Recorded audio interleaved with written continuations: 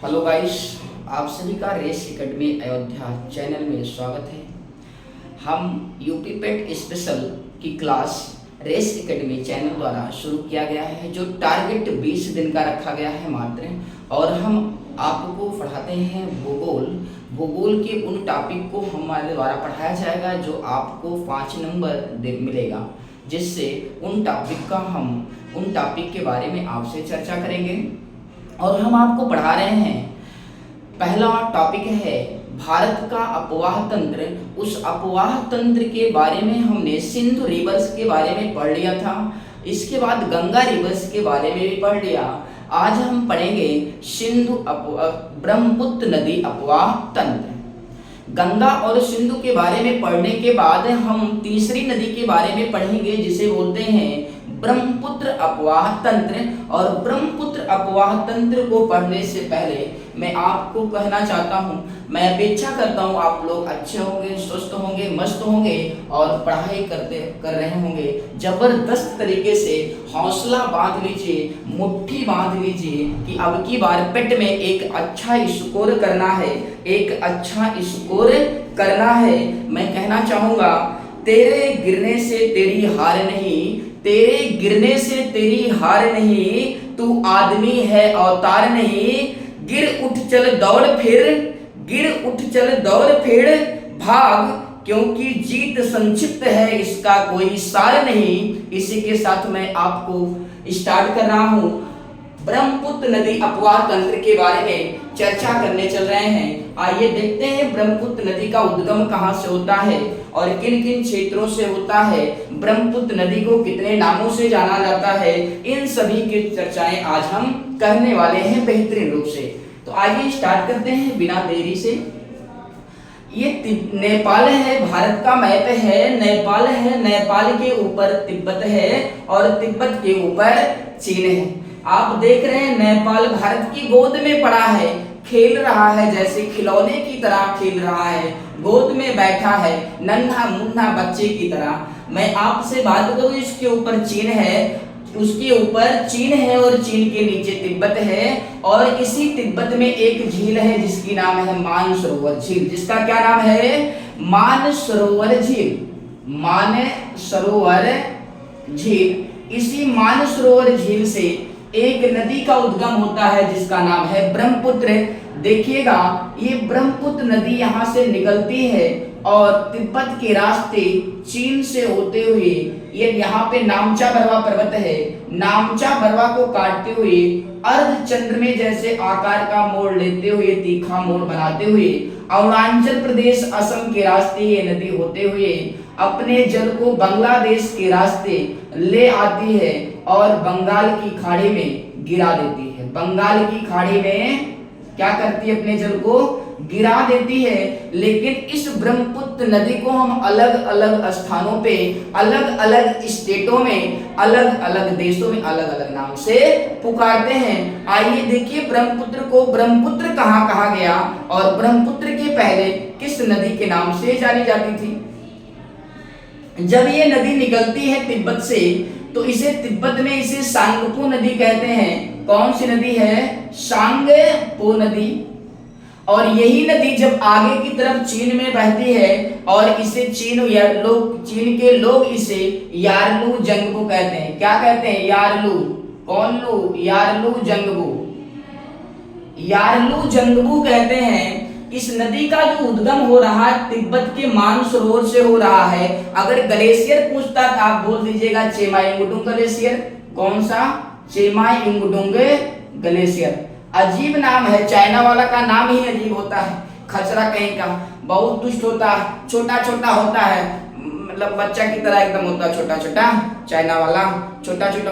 तो हमारा भारतीय सेना इसको 4-5 को इकट्ठे में एक मुट्ठी में लेके चल जाएगा। बात समझ में आ गया ना? बड़ा खतरे में, एक मार में हमारा भारतीय मारेगा 5 थोड़े के, भारतीय लोग मार देगा 5 को। तो ये मैं बात करूं आगे की तरफ, तो ये नदी जब आगे की तरफ मूव करती है तो सांप के आकार में विसर्पित करती है, विसर्पण करती है, तो इसे सांगबू कहते हैं। चीन में इसे यारलू जंगबू कहते हैं। जब यही नदी अरुणाचल प्रदेश में प्रवेश करती है तो अरुणाचल प्रदेश में इसे दिहांग कहते हैं। और इसे क्या बोलते हैं अरुणाचल प्रदेश में? दिहांग कहते हैं नदी को। आगे बढ़ती है नदी, जब ये नदी असम में पहुंचती है, मैदानी क्षेत्रों में पहुंचती है, नामचा बरवा पर्वत को काटकर जब ये असम के मैदानी क्षेत्रों में पहुंचती है तो इसे ब्रह्मपुत्र नाम दिया जाता है। क्या नाम दिया जाता है? ब्रह्मपुत्र नाम दिया जाता है। लेकिन असम में एक जनजाति रहती है जिसको हम बोलते हैं बूडो जनजाति। यहाँ पे एक जनजाति है बूडो जनजाति। ये जो एक यहाँ बूडो जनजाति रहती है, उस बूडो जनजाति इस नदी को कहती है, ब्रह्मपुत्र तो नहीं है, हम इसको एक स्पेशल अलग नाम से पुकारते हैं और पुकारेंगे। वो कहता है क्या? तो बोलता है इसका नाम है कुल्लुम बुथुर। क्या नाम है? कुल्लुम बुथुर नदी के नाम से इसे जाना जाता है बूडो जनजाति द्वारा। यही नदी आगे की तरफ बढ़ती है और बांग्लादेश जब पहुंचती है, कहां पे पहुंचती है? बांग्लादेश। जब यही भारत को क्रॉस करके बांग्लादेश पहुंचती है तो इसे हम जमुना कहते हैं। क्या बोलते हैं? जमुना कहते हैं। और इसी नदी की बहुत सारी सहायक नदियां हैं। कुछ बाईं ओर से मिलने वाली सहायक नदियां हैं, कुछ दाईं ओर से मिलने वाली सहायक नदियां हैं। इन सभी नदियों के बारे में चर्चा हम करेंगे। थोड़ा सा इस पे और बात कर लेते हैं कि इसकी कुल लंबाई जो है मेरे दोस्त ये 2900 किलोमीटर है। याद रखना, पूर्वोत्तर भारत की यह सबसे लंबी नदी है। अगर कोई पूछता है पूर्वोत्तर भारत की सबसे लंबी नदी कौन सी है, सेवन सिस्टर राज्यों की सबसे लंबी नदी कौन सी है, तो आप बोलेंगे ब्रह्मपुत्र नदी। बातें क्लियर हो गई?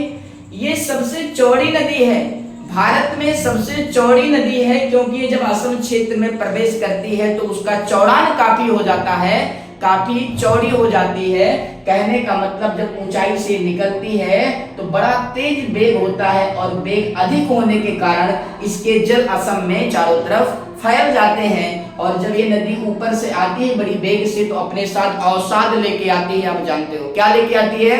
अवसाद लाएगी और मैदानी क्षेत्र में यहाँ पे क्या करती है? जमा कर देती है। असम के यहाँ पे मैदानी क्षेत्र में जमा कर देती है और मिट्टी स्टोर हो जाती है और उस नदी में एक द्वीप बन गया है जिसका नाम है माजुली नदी द्वीप, जो नदियों द्वारा बनाया गया है। माजुली नदी द्वीप ये दुनिया का सबसे बड़ा नदी द्वीप है मेरे दोस्त। मेरी बात को ध्यान पूर्वक सुनना। इसी में नदियों ने सबसे छोटा नदी द्वीप भी बनाया है जिसका नाम है आगे चलकर उमानंद नदी द्वीप। उमानंद नदी द्वीप। अगर पूछता है दुनिया का सबसे बड़ा नदी द्वीप कौन सा है, तो आप बोलेंगे माजुली है। किस राज्य में है? आप बोलेंगे असम में है। किस जिले में है? माजुली जिले में है। अगर दूसरी बात करता है कि दुनिया का सबसे छोटा नदी द्वीप कौन सा है, तो आप बोलेंगे उमानंद नदी द्वीप है। कौन सा नदी द्वीप है? उमानंद नदी द्वीप है। नेक्स्ट बात कर लेते हैं। ये नदी आगे की तरफ बढ़ती है और धुबरी पट्टी को क्रॉस करती है। किसको क्रॉस करती है? यहाँ पे धुबरी पट्टी है, धुबरी पट्टी। इसी धुबरी पट्टी को क्रॉस करती है। क्रॉस करने के बाद दूसरे देश में ये प्रवेश कर जाती है और असम में सबसे पहले अगर प्रवेश करती है तो सादिया में प्रवेश करती है। याद कर लीजिए, काफी महत्वपूर्ण है। असम में सादिया में सबसे पहले प्रवेश करती है और धुबरी पट्टी को क्रॉस करने के बाद असम के बांग्लादेश में पहुंच जाती है नदी। कहने का तात्पर्य मेरा ये है कि सादिया से धुबरी पट्टी तक NW2 जाता है। NW2 स्थित है, नेशनल वाटरवेज 2, राष्ट्रीय जलमार्ग 2 ब्रह्मपुत्र नदी में स्थित है। आइए थोड़ा और आगे चर्चा करते हैं इसके बारे में। हम लोग जानते हैं थोड़ा और बेहतरीन से इनकी सहायक नदियों के बारे में जान लेते हैं। थोड़ा सा जो महत्वपूर्ण सहायक नदियां हैं, इन सहायक नदियों के बारे में हम थोड़ा सा जानने का प्रयास करते हैं। आइए इसको हम थोड़ा इधर दिखा देते हैं जिससे आपको समझ में आ जाए। ये नदी यहाँ है, यहाँ से निकल रही है, देखिएगा जरा, और ऐसे में ले आ रहा हूं इस नदी को। यहाँ से बांग्लादेश लग जा रहा है, बांग्लादेश। यहाँ से भारत, इधर क्या हो जाएगा, चीन हो जाएगा, इधर यहाँ हो गया मान लो। इसके हम पहले बात कर लेते हैं कि जो दाईं ओर से मिलने वाली सहायक नदियां हैं उनके बारे में सबसे पहले चर्चा करेंगे। दाईं ओर से नदी इधर बह रही है, तो दाईं ओर से मिलने वाली सहायक नदी, दाईं ओर से मिलने वाली आप लोग सारे लोग लिखिएगा, मिलने वाली सहायक नदियां, सहायक नदियां। तो सहायक नदियों के बारे में हम थोड़ा सा चर्चा कर लें। आप अच्छे से नोट्स बनाइए, जबरदस्त तरीके से नोट्स बनाइए, एकदम जबरदस्त नोट्स होनी चाहिए, फिगर के साथ बनाइए, क्योंकि ज्योग्राफी के पोर्शन को मैप पे ही पढ़ा जा सकता है। इसीलिए कहा गया है map is the heart of geography. Geography भूगोल का अगर हृदय किसी को कहा जाता है तो मैप को कहा जाता है। इसलिए आपको बेहतरीन नोट्स एक जबरदस्त तरीके से बनाना है, जो यूपी टेट में जबरदस्त से आप तैयार हो जाए यूपी टेट एग्जाम के लिए, और आपको भली भांत यहाँ से क्वेश्चन हमेशा परमानेंट याद रहे।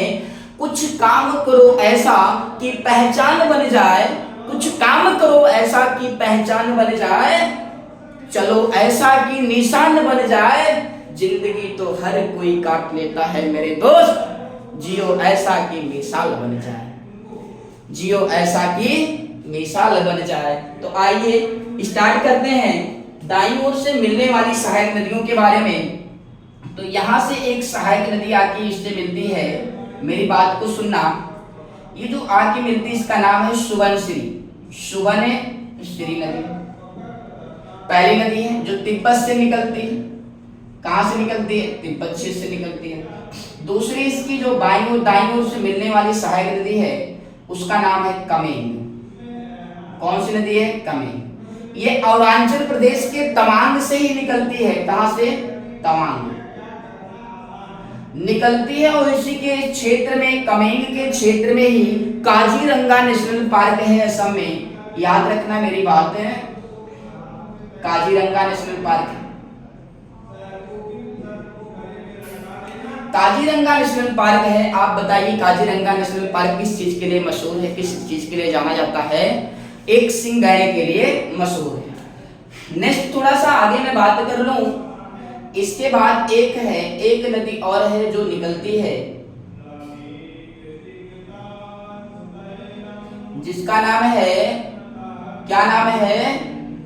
मानस नदी। कौन सी नदी है? मानस नदी। मानस नदी के रास्ते में, क्षेत्र में मानस राष्ट्रीय उद्यान है। कौन सा राष्ट्रीय उद्यान है? मानस राष्ट्रीय उद्यान है। इसके बाद एक नदी लास्ट की आती है, भूटान से निकलती है। कहां से निकलती है? भूटान से। मेरी बात सुनना, काफी महत्वपूर्ण नदी है, भूटान से निकलती है। इसका नाम है संकोश। क्या नाम है? संकोश। इसे गजाधर भी कहते हैं, गजाधर, गजाधर नदी के नाम से जानते हैं। ये भूटान से निकल रही है, याद रखना। और असम में सारी नदियां आके मिल रही हैं, सारी की सारी नदियां असम में ही सहायक नदियां मिल रही हैं।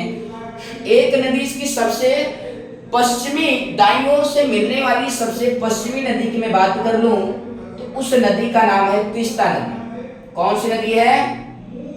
तीस्ता नदी बांग्लादेश और असम की सीमा पर मिलती है। यहीं पे है धुबरी पट्टी, यही मिलती है, धुबरी, धुबरी पट्टी के पास मिलती है। याद करिएगा, ये तीस्ता नदी निकलती कहां से है, मैं बात कर लूं थोड़ा सा। तो तीस्ता नदी का उद्गम सिक्किम से होता है। कहां से होता है? सिक्किम से होता है मेरे दोस्त, मेरी बात को सुनिएगा, आगे की तरफ बात करते हैं। ये सिक्किम से होता है, और सिक्किम से निकलने के बाद ये नदी दार्जिलिंग, पश्चिम बंगाल के दार्जिलिंग जिले से होते हुए, दार्जिलिंग जिले से, दार्जिलिंग पहाड़ी भी है, दार्जिलिंग पहाड़ी भी है, इस दार्जिलिंग पहाड़ी को क्रॉस करती है, काटती है, और इधर वाली जो पहाड़ी बनती है इसको बोलते हैं टाइगर हिल्स। क्या बोलते हैं? टाइगर हिल्स कहते हैं इस पहाड़ी को। और इसको काटते हुए ये नदी आकर तीस्ता नदी बांग्लादेश और असम की सीमा पर ब्रह्मपुत्र की नदी से मिल जाती है। ये दाईं ओर से मिलने वाली सबसे पश्चिमी नदी है। क्रम से इनको सिमेट्रिकल रूप से याद कर लेना। काफी महत्वपूर्ण नदियां हैं जो एग्जाम के लिए काफी हेल्पफुल होने वाली हैं, जो आपको रूबरू एग्जामों में आपके क्वेश्चन को मिला सकती हैं, इसलिए आपको जानना बहुत जरूरी है। नेक्स्ट में बात कर लूं, ये सारी नदियां मिल कहाँ रही हैं? ये सबसे बड़ा प्रश्न है कि ये सारी नदियां मिल कहाँ रही हैं। तो आइए आगे की बात कर लेते हैं, थोड़ा सा मिलती कहाँ पे हैं। तो सुबनसिरी की बात कर ले तो सुबनसिरी तो लखीमपुर में जाके मिलती है। सुबनसिरी असम के लखीमपुर में जाके मिलती है। और इसके बाद में आगे थोड़ा सा मैं बात कर लेता हूँ। लखीमपुर के बाद तो मैं बात कर लूं तो ये जो कमेंग नदी है, कमेंग नदी की मैं बात करूं, ये तेजपुर में आके मिलती है। तेजपुर, असम में तेजपुर है, तेजपुर में मिलती है। बाकी नदियां भी आके जो है मिल जाती हैं। नेक्स्ट में इसके बाद में बात करता हूँ बाईं ओर से मिलने वाली इसकी प्रमुख सहायक नदियां कौन कौन सी हैं। तो आइए बाईं ओर से मिलने वाली प्रमुख सहायक नदियों के बारे में जानते हैं। एक नदी बाईं ओर से आती है, मिलती है, जिसका नाम है दिहांग नदी। कौन सी नदी? दिहांग नदी। आप जान ही रहे हैं, दिहांग नदी कहते हैं। और दिहांग नदी बहराम घाट पे मिलती है, बहराम घाट में मिलती है। और ये बहराम घाट है कहाँ? बात को समझना मेरी बात ध्यानपूर्वक। बहराम घाट असम में है, वहीं पे आके ये निकलती कहाँ से है? तो ये निकलती है मिसमी पहाड़ी से निकलती है। मिसमी पहाड़ी से निकलती है। मिसमी पहाड़ी अरुणाचल प्रदेश और तिब्बत की सीमा पे पड़ता है। बात क्लियर हो जानी चाहिए, तिब्बत और अरुणाचल प्रदेश की सीमा पे, बॉर्डर पे पड़ता है। बातें क्लियर हो गया। नेक्स्ट बात करते हैं, इसकी एक सहायक नदी और बाईं ओर से आती है और इसी बहराम घाट के पास आके मिलती है ब्रह्मपुत्र से। उस नदी का नाम है लोहित नदी। कौन सी नदी है? लोहित नदी। ये लोहित नदी जो निकलती आती है, ये आती है जयालछू नामक पहाड़ी से निकलती है। कहां से निकलती है?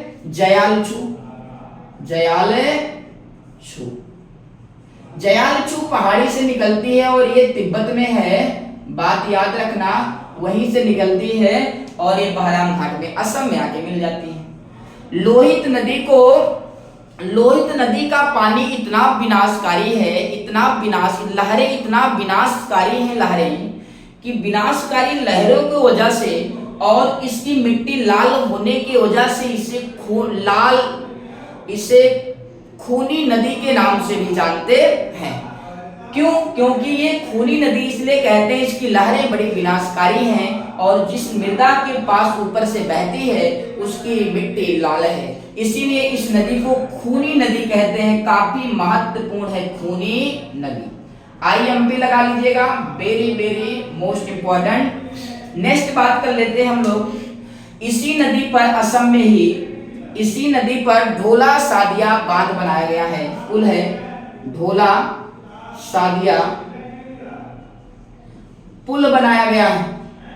आने जाने के लिए इसका नाम, दूसरा नाम मिलता है हजारिका पुल। क्या नाम मिलता है? हजारी पुल या हजारिका पुल, जिसके नाम जिन्हें जो है क्या दिया गया था? भूपेन हजारी, भूपेन हजारिका। क्या बोलते हैं इसे? आप भूपेन हजारिका कहते हैं। भूपेन हजारिका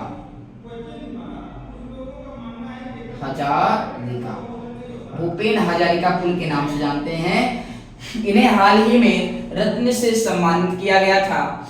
नेक्स्ट बात कर लेते हैं, इसकी एक और सहायक नदी के बारे में थोड़ा सा चर्चा कर लेते हैं। एक नदी और है जो इधर से आके मिलती है, उस नदी का नाम है धनेश्वरी नदी। धनेश्वरी नदी, ये धनेश्वरी नदी नागालैंड से निकलती है।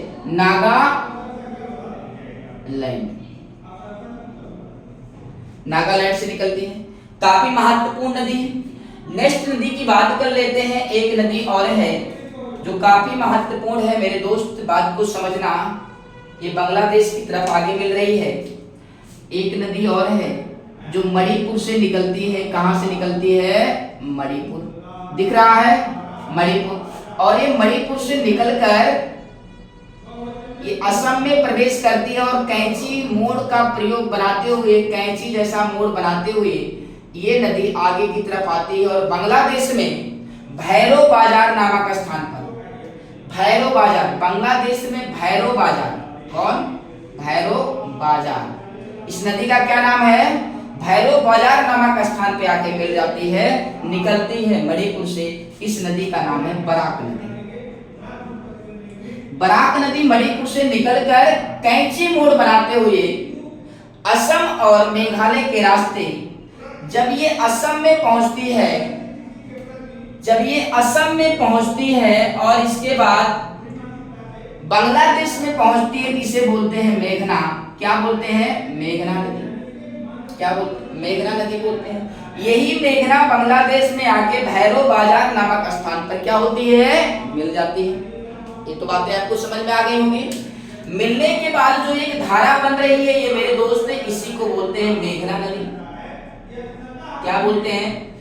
मेघना नदी। और आप जानते हो इधर से गंगा नदी आती है, जिसे आप बांग्लादेश में पद्मा बोलते हैं। क्या बोलते हैं? पद्मा। गंगा को क्या बोलते हैं? पद्मा। और गंगा भी आके इस ब्रह्मपुत्र में क्या होती है? मिल जाती है। बांग्लादेश में इसे पद्मा बोलते हैं, तो पक्का है कि ब्रह्मपुत्र को बांग्लादेश में जमुना बोलते हैं। क्या बोलते हैं? जमुना बोलते हैं। जमुना और पद्मा बांग्लादेश की राजधानी ढाका उसी के पास आकर मिल जाती है। आगे बढ़ती है तो मेघना मिल जाती है और मेघना मिलने के बाद जो एक धारा बनती है उसे मेघना कहते हैं। यही मेघना जो है बंगाल की खाड़ी में गिरकर सुंदरबन डेल्टा का निर्माण करती है, जो दुनिया का सबसे बड़ा डेल्टा है। दुनिया का सबसे बड़ा डेल्टा अगर कोई है तो सुंदरबन डेल्टा है, जो बंगाल की खाड़ी में स्थित है। किस नदियों द्वारा बनाया गया? गंगा ब्रह्मपुत्र नदी द्वारा बनाया गया। बातें समझ में आई? तो ये ब्रह्मपुत्र का पूरा स्ट्रक्चर था, फिगर था, कैसे कैसे ब्रह्मपुत्र नदी निकलती है, कहां से निकलती है, कैसे, कहां पे क्या बोला जाता है, कितने नामों से जाना जाती है नदी, इसकी दाईं ओर से मिलने वाली सहायक नदी, बाईं ओर से मिलने वाली सहायक नदियों के बारे में आज हमने चर्चा अच्छे से कर लिया। मैं आशा करता हूं आप इसे अच्छे से नोट करेंगे, जबरदस्त तरीके से करेंगे, हर एग्जाम के लेवल को ये मेंटेन करेगा।